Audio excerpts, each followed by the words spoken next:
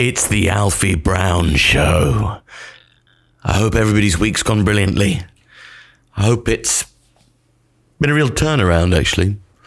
I hope that everything that was a blight on your day-to-day life, your fortunes have been reversed in that department, and that you feel refreshed and happy and ready to put your old problems behind you and move forth into a new golden day. I feel like a mess. A lot of things that I've been doing recently, supposed to try and paper over the cracks. I feel like the paper is wearing thin and the cracks are becoming more visible. And I suppose the crack is my face and the paper is my beard. And I just feel as if I might be ready to retire it. It's served me well. Thank you, beard. But you stink. And you're disgusting, and that's not the shape of my face. And whilst it was a sort of good thing to wear, I suppose that you could say that you wear a beard, even though it does grow out of your face. Lots of men tend to do things with theirs that mean that they're shaped in a certain way so as to give them a face, whereas I feel mine is shaped in a way so as to get rid of my face. I suppose if I am to have a beard in the future, I should want it to augment my face rather than distort my face in the fluffy, fuzzy, and silly way it currently does. I just don't really. I keep on eating it. It keeps on falling out everywhere. It's awful if you have any sort of food that you might not want to smell, later. Obviously, one can wash one's beard as we go along, but that's just not that's not how I want to live my life, I'd like to live my life not worrying about my beard. And I don't feel like it's coming enough in the cheeks. From a vanity point of view, which of course is the most displeasing thing that we can display to each other, is our vanity. But it does exist. There's no getting away from it. I am vain. You are vain. We are pigs. And onward to death we march.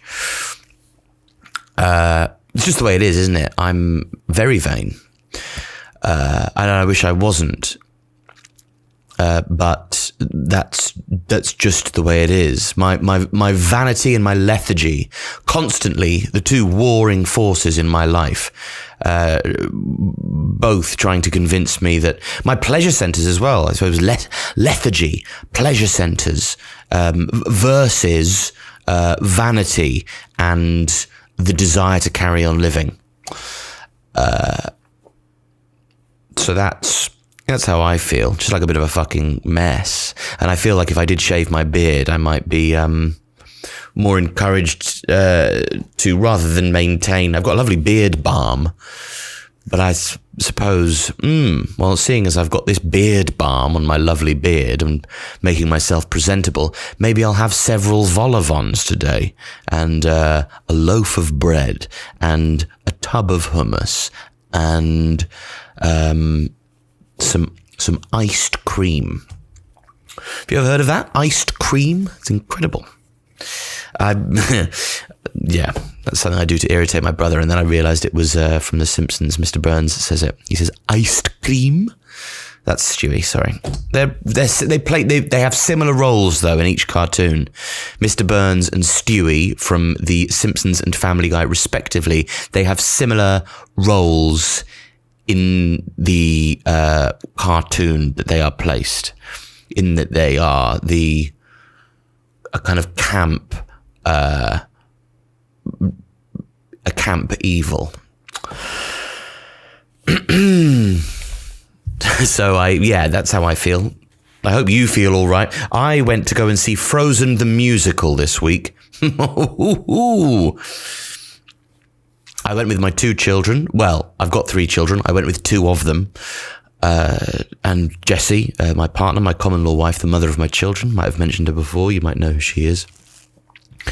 As we got there, we went to go and buy some chips first, obviously. And then when we'd got our chips, we made our way to the venue. And outside the venue, the Theatre Royal Drury Lane, there were sniffer dogs everywhere. Loads of sniffer dogs sniffing all the children that were going inside. Lots of sniffer dogs sniffing everybody's bag. And surly and serious looking men with the operators of these sniffer dogs controlling, maybe perhaps not, but manoeuvring the sniffing that was in effect into various positions so that these dogs might sniff their desired targets. And that was worrying to see, because whenever I see sniffer dogs, I think of terrorism. That's it's not word association, is it? But that's how I suppose. That's how culturally I've been inculcated to view the sniffer dog. I didn't feel like at Frozen 2 they were going to be worried about a big cocaine problem. I didn't see a big Bolivian presence in the auditorium that day. I did see a lot of children who it might have made a good news story to terrorize, blow up, well, whatever, kill. And so I wasn't worried about the drugs, although I wished it had have been drugs. I would have loved some drugs. I've never done drugs before in my life, but I would have loved some drugs during the performance just to take the edge off a tiny bit. And then beforehand, as we were sat in our seats, we got shown to our seats, which were on the ceiling, which gives me.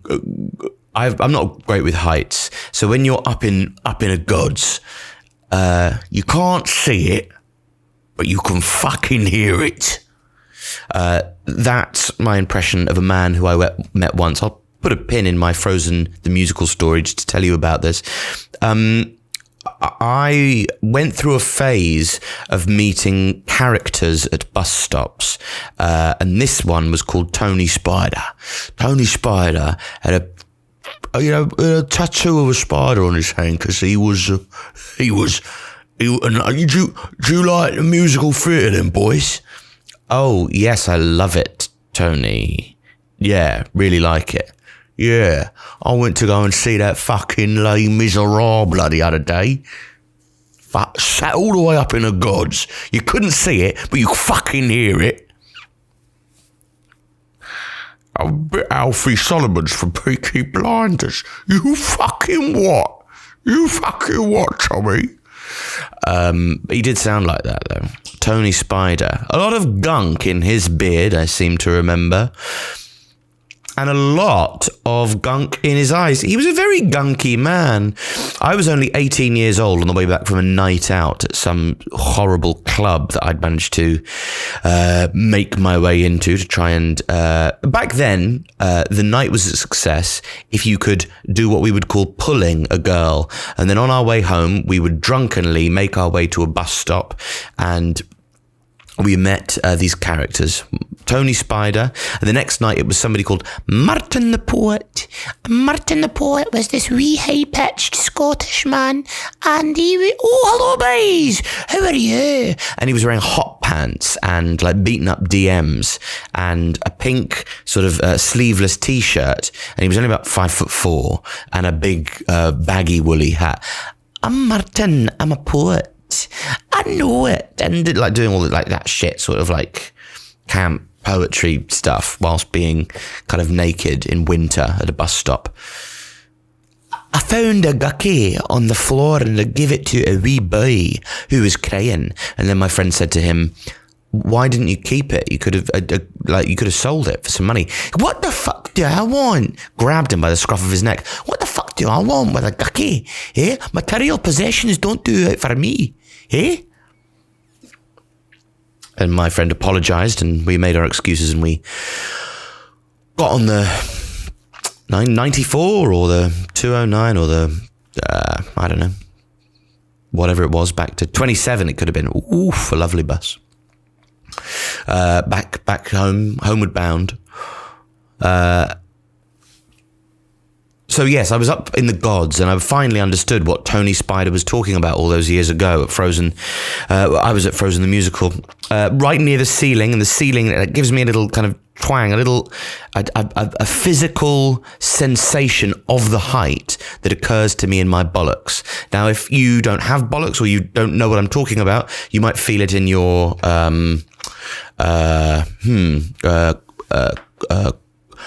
vulva or your quim or something like that. I don't know. Maybe I could Google that, but I won't. You might have a sensation there that helps you register that you're afraid of the height. Anyway, and I had a sensation in my kind of bollocks balls kind of area that helped me register that I was afraid, deeply afraid of the height. And it was being near the ceiling and that gave me a sensation of what it was to be high up, because it let you know that, by the way, this is pretty much as high as it gets. That's what a ceiling tells you. The ceiling's information, if it has any to impart to you, is this is as high as it gets, at least as far as this room is concerned. Okay? So I was quite on edge, and there were still men busily and seriously scurrying around everywhere. And I thought, we're going to get suicide bombed at Frozen the fucking musical, which is going to be embarrassing because that means I have to be associated with Frozen the musical forever. For as long as I am remembered, it'll be very hard to remember me without remembering Frozen the musical. And I don't want to do that to people, because if I have any legacy at all, would like for it to help people forget Frozen the musical, maybe in a support group kind of format or something. I certainly don't want to be responsible for people remembering Frozen the musical. Anyway, then we watched Frozen the Musical. Frozen the Musical, if you're unaware of the format of it, it's like the movie Frozen, Frozen 1, the first Frozen. So it's like that, follows exactly the same plot. So it's, you know that movie that you've seen 98,000 times if you've got a child or some children or whatever? Well, it's exactly the same as that, except, and here's the thing that they've done to liven it up a little bit, it's about an hour longer than that. And it's got new songs in it. And instead of the new songs being sort of at least somewhere in the ballpark region, same quality as the previous songs, they're all so much worse. If I'd never seen it before, I could go, that was an old one, that was a new one. They are almost unfeasibly shit. And I was so bored. I tried to go on my phone because Ralph Rangnick was just becoming the Man United manager, and I thought, that sounds interesting. Then they're all the busy stewards come along and go, "Ooh, could you get off your phone, please? Can you get off your phone, please?" It's not even please. Can you get off your phone? You shouldn't be on your phone. Look at what's happening. The Swedish person who owns the store that Anna's going up to get supplies from on her way up to the North Mountain to try and recover Elsa from the kind of shame that she's brought upon Arendelle by snowing it all and causing a scene at her own fucking coronation. Then Anna's got to traipse back up this mountain because her sister's a grumpy shit and has all frumped off and gone, can't be. Confront your problems. Be a grown-up. You've just been appointed queen, and this is dereliction of duty at the very first hurdle. They should have never have given you a second chance. You clearly aren't you clearly aren't a robust enough individual to take on the responsibility of being the monarch of a place like Arundel. Give it to, it should have been Hans. It really should have been Hans. I mean, I'm sorry. I'm going to go on to talk about misogyny later, but sometimes these things just work out badly, okay? They didn't have, I'm sure if they'd had a proper upbringing and they hadn't just been kind of shitty parenting, lock them away, and then their worst parental decision negatively affects, like, oh yeah, we'll just, the parents are dead. Well, you know, they made that shitty decision to separate their two daughters forever, for ages, in a kind of weird, like, just, don't leave your rooms ever. Okay, just don't, like, you know, all those problems you have, well, we're going to solve them by not confronting them. There you go. There's our shitty parenting decision. We're off on a sailing holiday for a bit. We're dead. And now everybody who had any responsibility for those kids is going, well, should we just keep the shitty parenting decision they made? Yeah, until they're, like, old enough for the damage to be permanent. Perfect. Then she's clearly, like, not, like, okay, is she, Anna? Because she's been locked in this room for ages. So she meets this bloke, Hans, and he goes, I'd like to, I mean, he's an abuser, is what we'd call him if it was a grown-up tune, but it's not, so we don't. But he goes, you know, I love you. You know, I think this is true love. Love at first sight. You believe in all that tossy cock, don't you? Because you've been by yourself fantasizing about, you know, the smallest screed of intimacy or affection shone your way, you'll respond to. So of course you're going to respond to this. I love you. But you just met me. I fucking love you. Oh my God, I fucking love you too. Let's get married. Right. Idiot, bitch. Like, you're trapped now. Elsa, we're going to get married. No, you're not. Okay? No, you're fucking not. Get a grip. Okay? I might have been locked away in the room next door, but I'm not. I know that he's not up to anything great. Okay? It's not how it works. I've had to, like, reckon with my own frailties and, like, my own powers and my own demons in a more ready way. I've lost my innocence. I lost my innocence when I almost killed you by accident when we were playing when we were kids. Okay? So I don't buy the bullshit. Okay? The good life is over for me. And it was over a long fucking time ago. He doesn't really love you. You're not getting married. Oh my God, I've made the whole kingdom snowy by getting too emotional. And that when I get too emotional, I turn everything to snow. I mean, allegorically, again, it's not great from a sort of gender perspective. Anyway, now I'm in a rush off to the North Mountain. Fast forward. And then there's this song in the musical. All of this is like 98 years. It feels when you're watching it. Have you ever been so bored that you, like, become very aware of the passage of time? Like, time usually is something kind of passive or like not a constituent element that is tangible. But boredom, this kind of deep, brings time into a sort of tangible quality. It's remarkable. It's absolutely, it's fucking remarkable. And then when they're up the hill, she meets Sven, doesn't she? And Christoph, that's his name. And she goes, oh, you got a reindeer that you talk to. That's nice. But again, she doesn't know anything because she goes, oh, you must be like an emotionally healthy individual that talks to your moose, your elk. Is it a caribou? Is it a caribou? Or is it a moose, or is it an elk? We don't know what kind of hoofed and antlered type of kind of breeds they have in Arundel or around the North Mountain, but this is what Sven is. Then an imaginary snowman comes to life. Then they find the North Mountain. Then she, like, you know, her sister tries to kill her again. And then they have to get these trolls to unfreeze her heart again. And it's only true love's kiss. So she goes back to the kingdom. And then she goes, and Hans goes, unlucky bitch. Like, it was never me. Okay. I only wanted to be king. I'm the 13th son of 13 boys. Have you any fucking idea what my life's been like? And she goes, no, I have had my own struggles, but no, I don't know what that particular problem is like. And he goes, right, well, fucking difficult. Okay? I've had the shit kicked out of me by 12 people for ages. And only having the shit kicked out of me every day gave me the wherewithal to travel across the sea, to come here, to emotionally manipulate you into giving me the throne. And now I'm not going to kiss you and melt your heart. I'm going to wait for you to die and then tell your sister that she killed you, which will actually be kind of true. It will just be, I will have manslaughtered you, but she will have been she would have murdered you. Okay, your own sister, who you love, who's the only person whose affection you've ever wanted, will have killed you because she can't control herself because of shitty decisions that your parents made.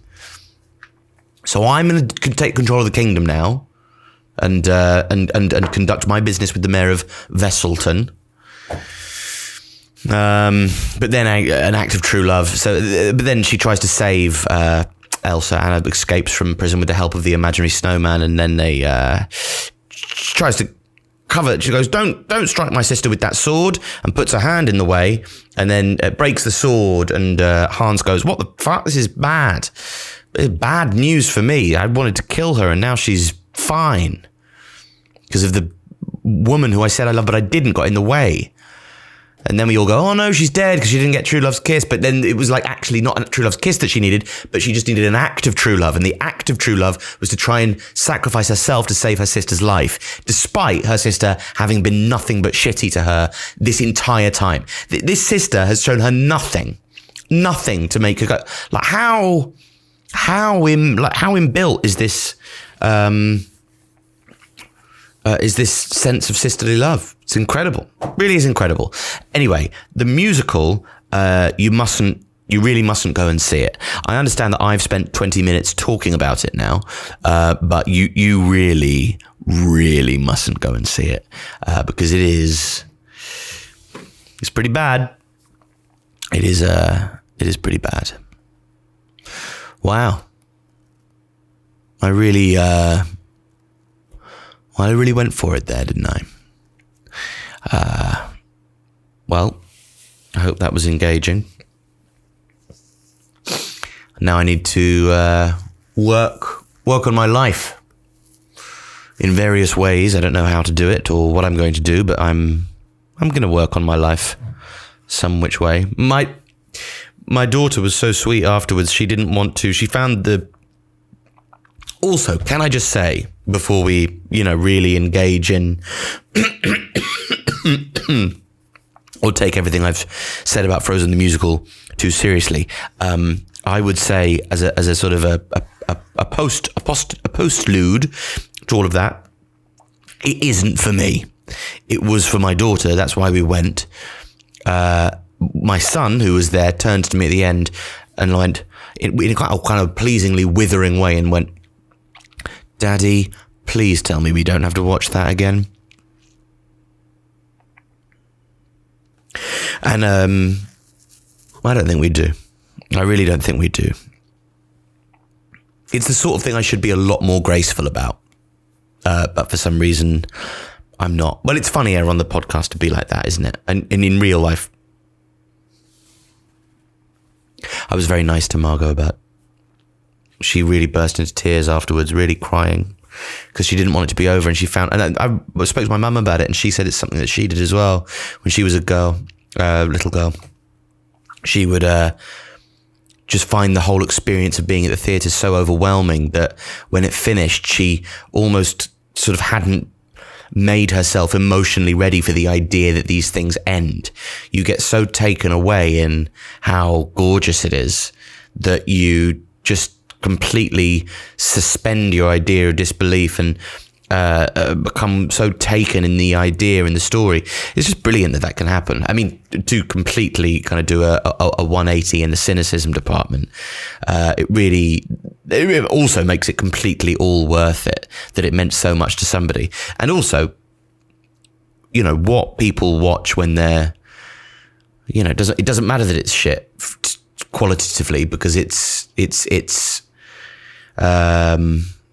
stimulating the like good instincts in her in terms of what she might want to engage with later. It's nice that she feels so passionately about something, even if the story is I'm not sure what message it sends.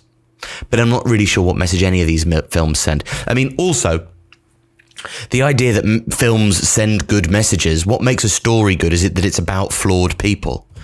So actually scrap the whole thing I said about it being, I mean, I didn't really say anything explicitly. I was more hinting at the idea that it's maybe not, they're not great role models, but nobody's a great role model. That's what a film is. A film is somebody who isn't a great, or, a lot of these, what makes a story good. Buzz Lightyear is deluded and Woody's jealous. And it's them working their way through that.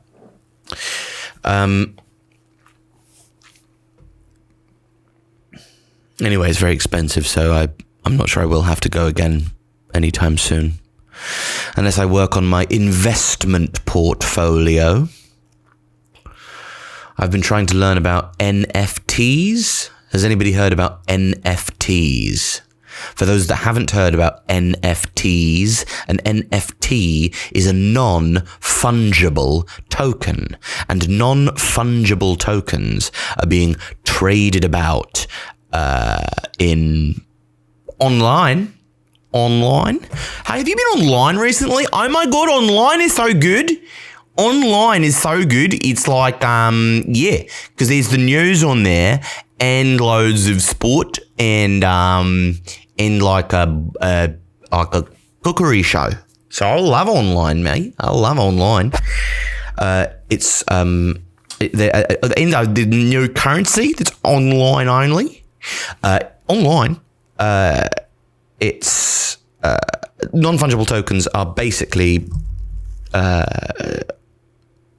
so it's art, a work of art that doesn't exist in a physical sense. It's digital art. That's what it is. I read what it was earlier, and I'm going to, and maybe we can all enjoy me struggling through this together, try and remember what a non-fungible token is. It's not even fungible. Why would you want one? Give me a fungible token at least. A token for something fungible. It's not even fungible. Come on! Fungible actually means transferable. So the fact that it's non-transferable is a good thing, which means that it is unique. I suppose in a way, when you have the tickets that we had for Frozen existed in digital form on Jesse's phone, and they were digital and they were unique. So I suppose in a sense they were non-fungible tokens. They weren't transferable or they were unique, and they had been. There's some fucking word that you use when you have a piece of digital artwork that helps you fuse it into this thing that you can, like, you solidify it, or some shitty word that somebody's invented. And that means that therefore it's unique, it's coded, and you can only buy it with cryptocurrency, which is, cryptocurrency to me is like the Scientology of money. In that you kind of go, well, that's bollocks, isn't it? You just invent money and then it exists and you can buy stuff with it, but it's not actually based in so what? So you just create money out of nothing, and then the money's worth something even though it was created out of nothing. What's that? And then you realize that's actually just how money works. In the same way that you can explain how absurd Scientology is, and then go, oh, actually, that's just all religion, isn't it? All religion it's just more recently. We just came up with it more recently, so we now have had to grapple with how mad it is.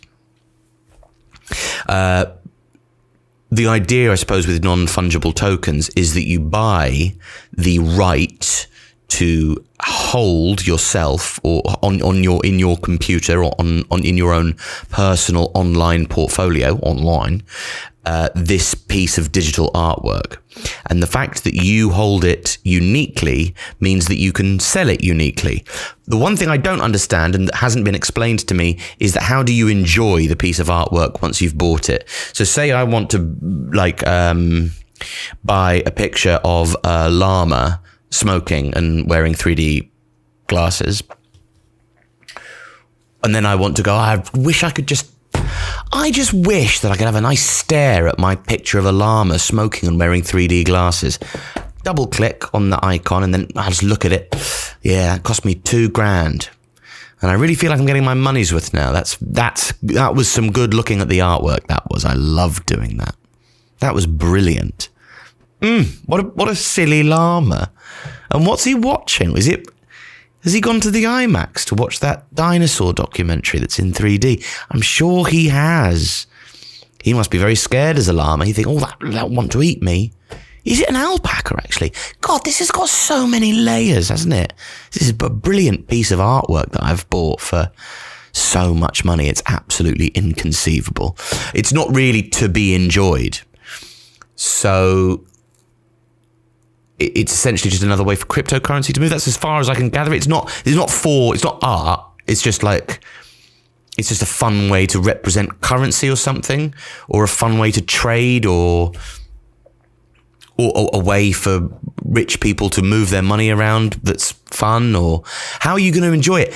And if it is like digital art, I can get to grips with. If you can create something in a digital form that you couldn't create with, oil or that old paint that you used to use before oil, eggs or whatever it was made out of, then I understand that there's things that you can do in digital form that you can't do in an analog sense. But the way in which it's enjoyed, like this is investing money into it now seems completely mad, because the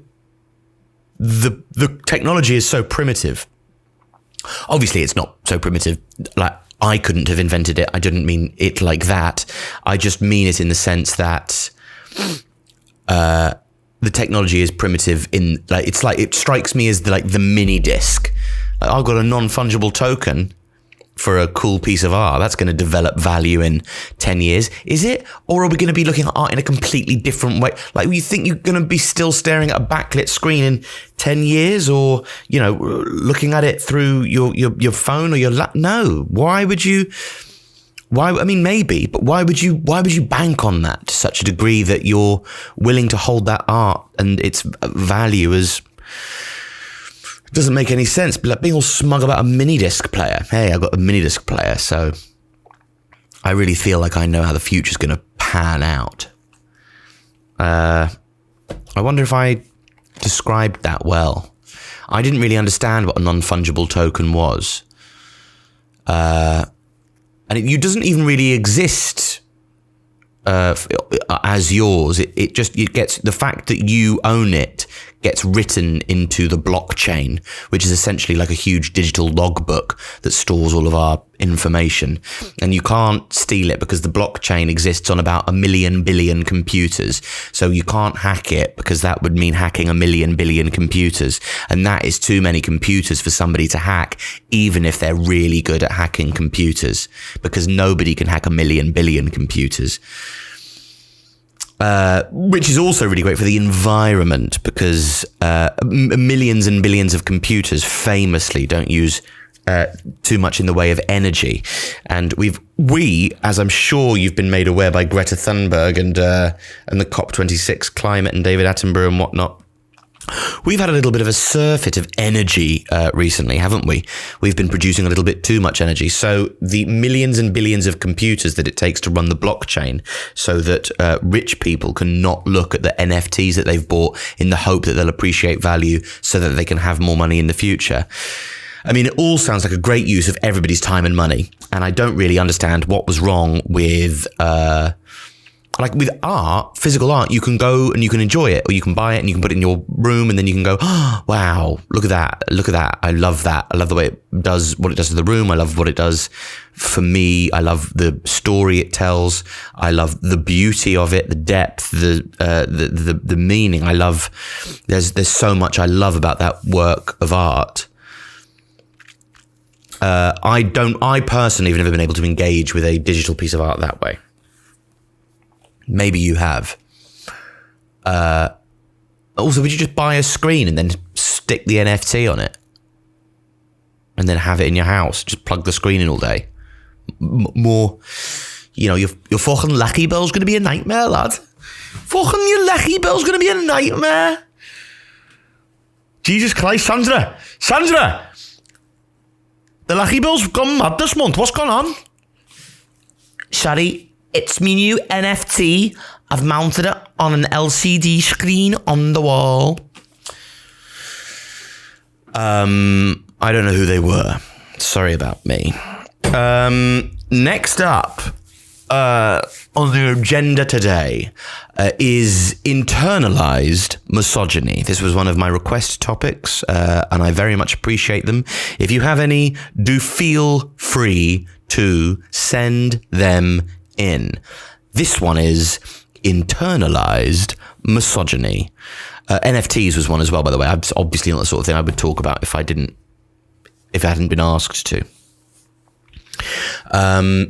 Internalized misogyny. Sisters are doing it to themselves. Internalized misogyny, for those that are unfamiliar, is misogyny, but it's like when a woman does it to themselves. So it's like those things that might have been part of the construction of the masculinist economy, or a patriarchal society, and the way in which the masculinist economy / patriarchal society, to use the word for the second time in this show, inculcates and maybe imbues, it's a softer word, nicer, it shouldn't be that nice, a female mind with a low opinion of themselves. Oh God, this is difficult. And that low opinion of themselves, or perhaps women in general, but as a sort of cultural brainwashing, maybe, that takes place. Oh my God, how wrong am I getting this? Maybe quite wrong. No, just be confident. Everybody loves a confident man, especially when they're talking about internalized misogyny. I'm not one of those girls. That's apparently internalized misogyny. I'm not one of those girls. Because what you're saying is those girls are stupid. Like most girls, I'm not like most girls. I'm not like most girls. You don't have to worry. Girls, I hate them too. No, I'm not like most girls. Most girls are like,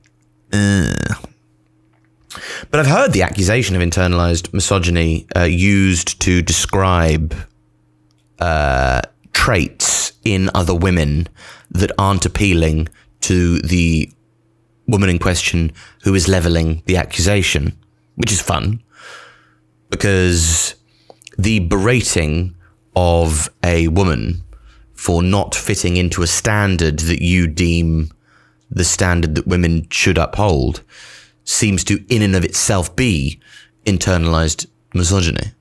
Does that make sense? Could that be? Could it be? Could it be? So could the accusation of internalized misogyny in some cases be internalized misogyny? I mean, obviously, with things like internalized misogyny, it's not always going to be... it isn't always going to be the only cause of whatever the phenomenon at hand is. I think a lot of the time people want to look for one... It could just be in society, it is in people's interest to sell you things because that's how to make money.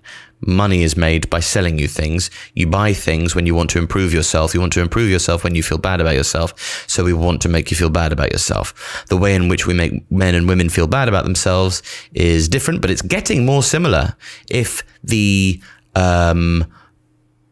exercise classes that I've just spent £100 on are to be believed, and the skin cream that I use and the beard balm that I bought,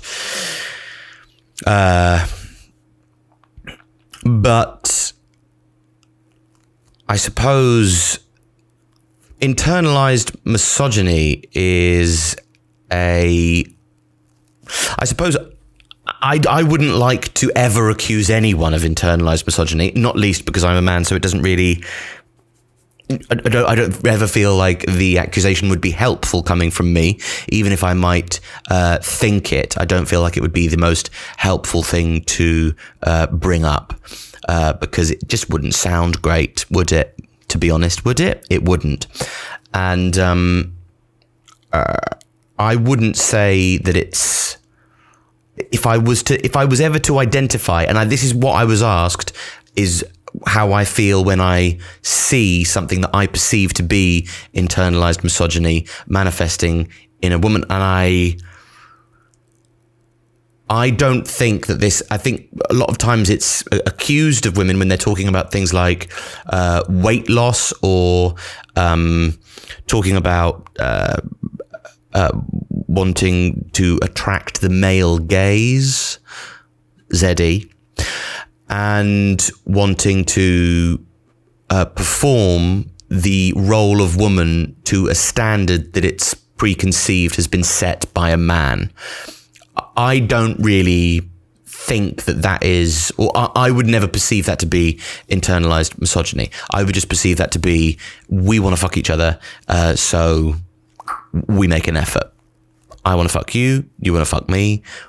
We, broadly speaking, most of the time, quite want to fuck each other.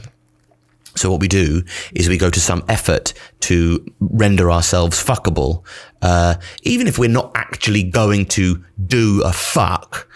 We still want to be fucked a lot of the time. It's a nice feeling. God, it's a nice feeling. I imagine. I'm probably a big beard and a stone away from feeling that on any regular basis. But thank you for your. I sensed your protestation from behind the web server, wherever you are. But I think when I do recognize it, or if I have ever recognized it, it would be because of a woman thinking that she isn't sort of necessarily deserving of agency or a particular role in a certain situation. And you can sort of tell that's because she's a woman. And again, there's not really my place to say anything apart from, although I did once have a really huge argument with somebody about,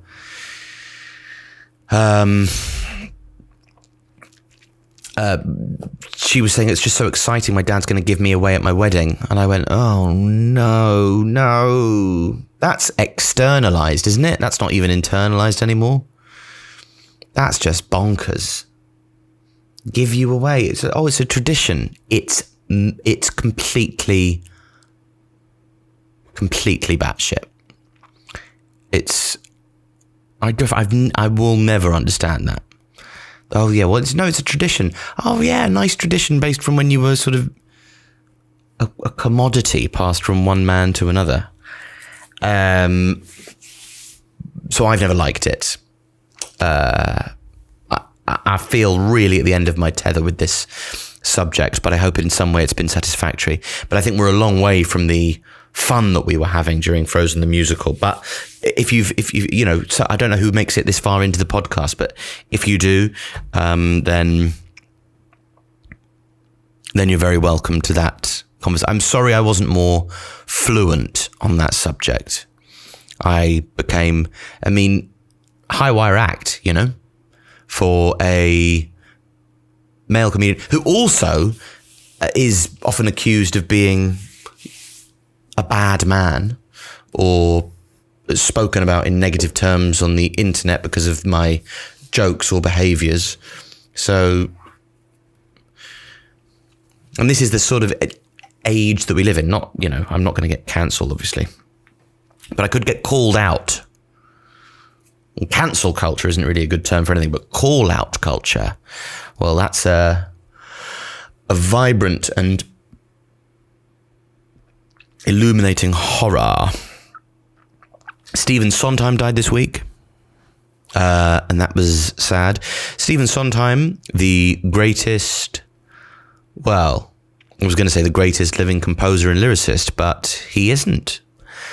He is the greatest dead composer and lyricist. Probably easier to be the greatest, given how many composers and lyricists are dead and how few are alive. A lot easier to be the greatest living. But it's not that he's not the greatest dead composer and lyricist. He's certainly one of the greatest ever composers and lyricists who is dead or alive, dead or alive. I often sort of self-describe as a musical theatre fan, and I had a real think about it recently. Like, somebody said, "Oh yeah, you're a musical theatre fan." Me too. Brilliant. What are your favourite musicals? And I realised rather quickly when listing my favourite musicals that I wasn't a big musical theatre fan. I was actually a very big Stephen Sondheim fan. He is, I would argue, to musical theatre what sort of Shakespeare was to regular theatre, to take it away from these kind of rigidities and formalities and structures, and to add so much more, and to be so varied, and to tell such stories of the human condition, and to have such natural depth and such full characters created in song, and the song serving plot and character, never there for the sake of it. Remarkable. Too many mornings. So great. So great. Maybe we'll do a playlist of that as well to go with my breakup song playlist.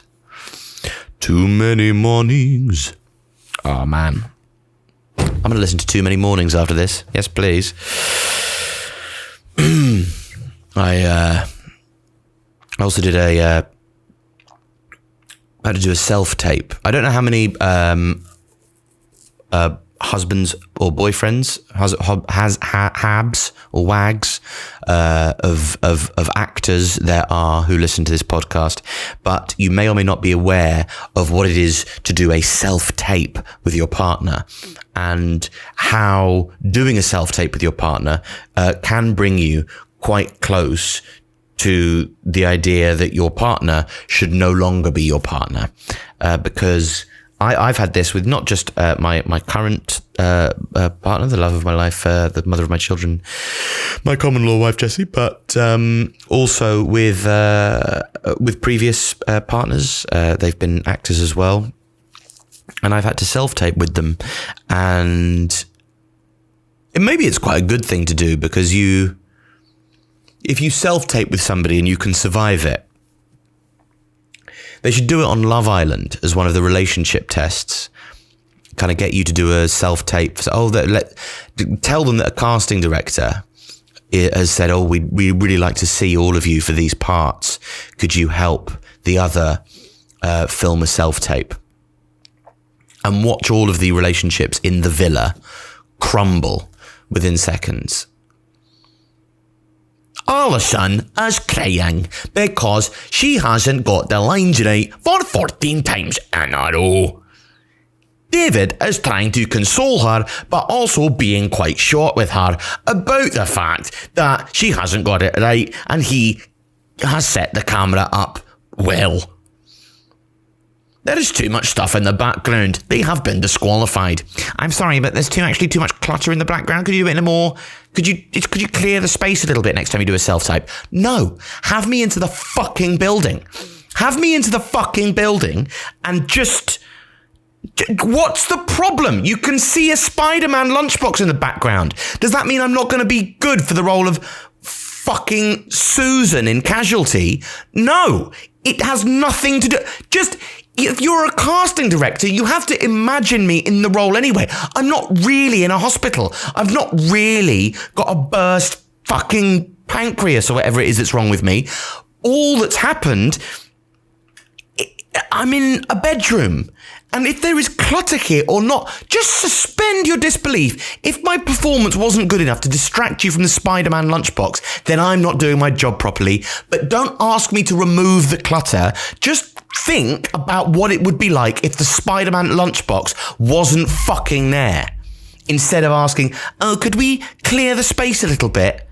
Can we make sure there's a blank white background? No.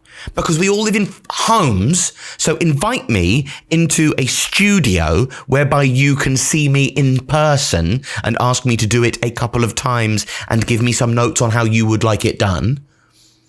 Or just let me do it in a bedroom with a t-shirt or a lamp or a Spider-Man lunchbox in the back. I could have moved the Spider-Man lunchbox, obviously. But it was on top of some shit. So if you didn't see that, you were going to see, you know, the Arizona Zoo jumper that was whatever. Self-tapes. And then you've got to act and you've got to think about, you've got to read in the lines. So, are you really going to go? They haven't been there for 3 weeks now. Are you sure you're ready? And then you've got to think, oh God, how was that? And then what's really bad is when you do a self-tape and you think, oh my God, I read in the lines rather well there. I wonder if I'll be getting a call soon about... Jesse, thank you so much for sending in the self-tape. We couldn't help but overhear in the background this rather charming performance from this man who was reading in the lines. We sadly won't be using you this time, but we'll keep you in mind for future roles. Thank you so much for auditioning. But we would love to see this mystery, deep-voiced man for the role of third soldier in our forthcoming... Wizards in the Past with Tits production, whatever the new Netflix. It's Tits and Wizards. Tits and Wizards. Let's see what it's like. Tits and Wizards. You are kidding me. No. I will not have it. Now, where are the tits? I need the tits. The Fleist Flangjankorn. The crucible of time. It's upon us. The Flangjanhorn. The Flangjanhorn and the crucible of time. Where are my tits? I need some tits. So don't go into acting. Or if you do, just, ask to go in. Much more fun in it. So I don't know what else there is to talk about this week other than the fact that I really appreciate you listening and that I really appreciate all the nice things, the compliments, all the lovely dopamine that you send my way. Keep sending the dopamine and the chocolate Olivers. If anybody knows that reference, then let's, get married. Try and keep away from the Omicron. If you can.